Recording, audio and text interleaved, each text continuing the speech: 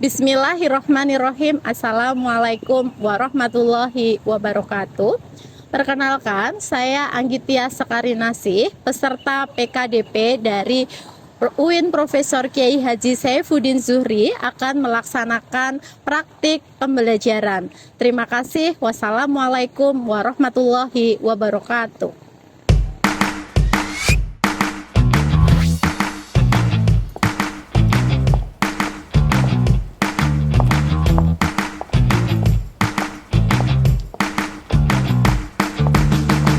Oke, bismillahirrahmanirrahim. Assalamualaikum warahmatullahi wabarakatuh. Waalaikumsalam warahmatullahi wabarakatuh. Selamat pagi teman-teman semuanya. Pagi, Ibu. Oke, bagaimana kabar teman-teman hari ini? Alhamdulillah. Luar biasa. Allahu Akbar. Oke, alhamdulillah hari ini kita kembali bertemu dalam mata kuliah IPS, Geografi dan Sejarah. Nah, pada pertemuan keempat ini kita akan membahas tentang sumber daya alam. Namun sebelum kita mulai perkuliahan kita hari ini, mari kita awali bersama kuliah hari ini dengan membaca basmalah bersama-sama. Bismillahirrahmanirrahim. Nah, di pertemuan keempat ini kita akan membahas materi terkait dengan sumber daya alam. Dari materi ini nantinya diharapkan teman-teman mahasiswa mampu untuk yang pertama mengidentifikasi ataupun menjelaskan pengertian dari sumber daya alam. Yang kedua, teman-teman diharapkan mampu untuk menyebutkan jenis-jenis sumber daya alam. Dan yang terakhir nanti mahasiswa diharapkan untuk mampu mengidentifikasi pemanfaatan sumber daya alam yang ada di daerah tempat tinggal masing-masing. Sebelum kita masuk, saya mau tanya dulu nih. Ketika teman-teman mendengar kata sumber daya alam, apa yang teman-teman ingat? Oke, silahkan. Sinar matahari. Sinar matahari. Ada lagi? Yang dapat diperbarui atau Yang yang tidak dapat diperbarui. Diperbaharui, tidak dapat diperbaharui. Satu lagi? Batu. Batu. Oke, terima kasih atas jawaban teman-teman semuanya. Jadi beberapa yang sudah disampaikan itu benar adalah sumber daya alam. Tapi apa sih sebenarnya sumber daya alam itu? Kita akan bahas satu persatu. Oke, sumber daya alam. Mengapa itu penting dan sebenarnya itu apa sih sumber daya alam? Jadi yang tadi sudah disampaikan oleh teman-teman itu benar ya. Sumber daya alam itu alam, memanfaatkan non hayati, hayati dan non hayati begitu ya. Oke, kalau kita lihat dari pengertiannya sendiri, sumber daya alam adalah segala sesuatu yang dapat ditemukan di alam ini dan dapat dimanfaatkan oleh manusia untuk memenuhi kebutuhan hidupnya. Jadi apapun yang kita temukan di alam semesta ini yang bisa kita manfaatkan itu adalah sumber daya alam. Oke. Sumber daya alam ini contohnya misal tadi ada tumbuhan, ada hewan, bahkan matahari, tanah itu juga merupakan sumber daya alam. Nah, ketika kita membahas sumber daya alam ini, teman-teman mengikuti ya, ada berita yang cukup viral gitu ya, tentang bagaimana kemudian polusi atau kualitas udara di daerah Jakarta yang sangat buruk sekali ya. Ini merupakan salah satu mungkin pemanfaatan sumber daya alam yang terlalu diekspos begitu. Oke, kita lanjut. Tadi ada yang menjelaskan sumber daya alam itu ada hayati dan non hayati. Nah, sebenarnya sumber daya alam ini secara umum dibagi menjadi 3 jenis. Yang pertama ada sumber daya alam berdasarkan asal dan proses terbentuknya, kemudian berdasarkan penggunaannya atau sifatnya, dan berdasarkan potensi penggunaannya. Oke, yang selanjutnya adalah sumber daya alam berdasarkan sifatnya. Berdasarkan sifatnya, di sini ada sumber daya alam yang dapat diperbaharui dan sumber daya alam yang tidak dapat diperbaharui. Ya, kalau mendengar ini kira-kira ada yang tahu atau melihat gambar di sebelahnya itu adalah contohnya. Ya, jadi sumber daya alam yang dapat diperbaharui adalah sumber daya alam yang ketersediaannya di alam itu tidak akan habis ketika kita gunakan, ketika manusia manfaatkan. Sedangkan sumber daya alam yang tidak dapat diperbaharui adalah sumber daya alam yang ketika kita manfaatkan itu jumlahnya terbatas dan dapat habis. Nah, maka dari itu teman-teman semuanya, kita meskipun merasa mempunyai uang untuk memanfaatkan gitu ya, bisa jadi kita tidak boleh menghabiskan. Misal saja apa salah satunya? Penggunaan listrik di ruangan. Ya, kalau di namanya salah satu programnya Kementerian Agama itu ada moderasi beragama ya. Itu ada yang namanya kemaslahatan umum. Bagaimana kemudian kita bisa memanfaatkan listrik ini tetap sesuai dengan porsinya. Karena di Indonesia sendiri listrik berasal dari PLN. PLN dari mana? PLTA. Apa bahan bakar utamanya? Apa? Batu bara ya, batu bara. Yang mana batu bara di sini adalah contoh dari sumber daya alam yang tidak dapat diperbaharui. Nah, jika itu kita explore, kita manfaatkan sangat banyak, maka bisa jadi generasi anak cucu kita nanti tidak bisa lagi menggunakan listrik dengan baik. Maka kita harus menggunakan sumber daya alam yang ada itu untuk kemaslahatan bersama. Kemudian harus secara berimbang. Ya, harus berimbang. Artinya tidak bisa kemudian mentang-mentang ataupun karena kita dari golongan atas gitu ya, mau mengeksplor demi kekayaan diri sendiri, itu tidak bisa.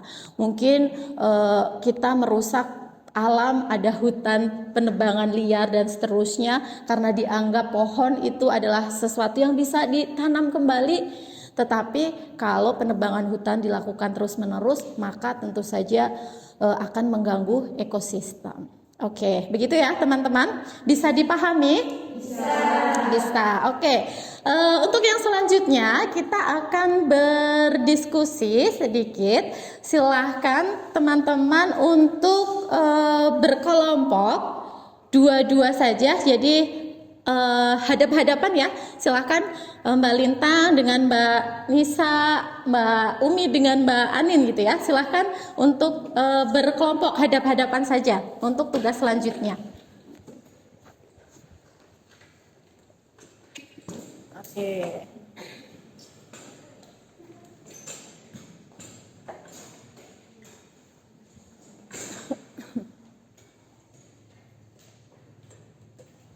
Oke ya.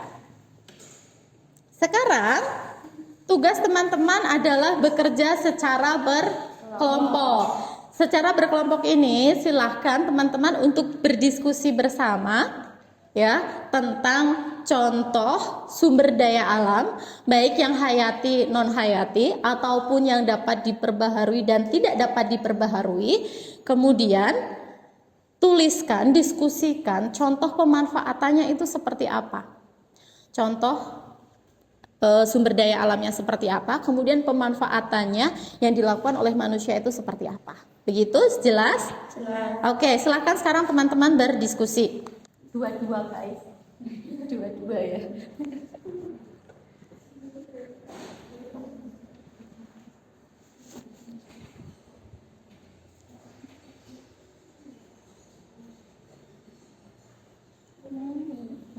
Cuma pura-pura kok.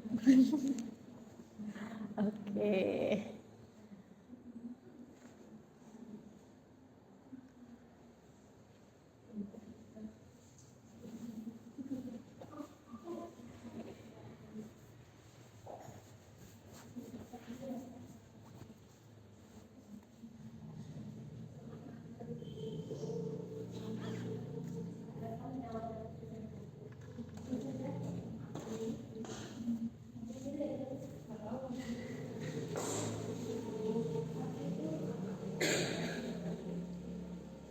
Oke, sudah selesai ya? Sudah selesai? Sudah, oke. Sekarang tadi masing-masing dari teman-teman sudah mendiskusikan contoh sumber daya alam, baik hayati non hayati atau yang dapat diperbaharui dan tidak dapat diperbaharui beserta dengan contoh pemanfaatannya. Dari sekian kelompok saya minta satu dulu perwakilan untuk menyampaikan hasil diskusinya. Siapa? Oke, silahkan Mbak Lintang bisa ke depan. Teman-teman yang lain silahkan perhatikan Mbak Lintang ya.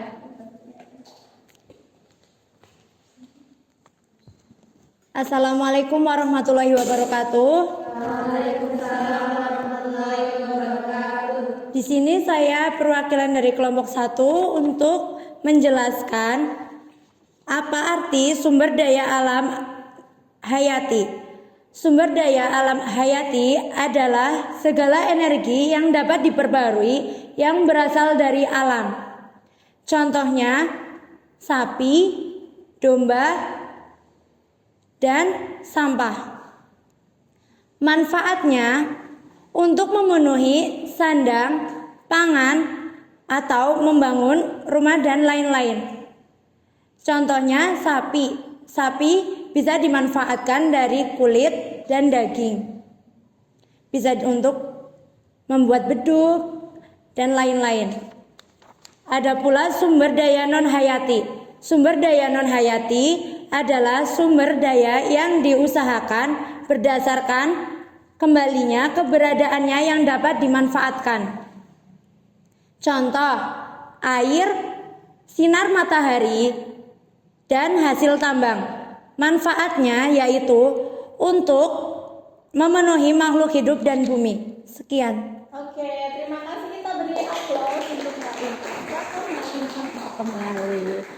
Oke, jadi teman-teman, setelah diskusi kita dan penjelasan yang sudah kita bahas bersama, maka dapat kita simpulkan setidaknya ada 2 jenis sumber daya alam. Yang pertama tadi ada berdasarkan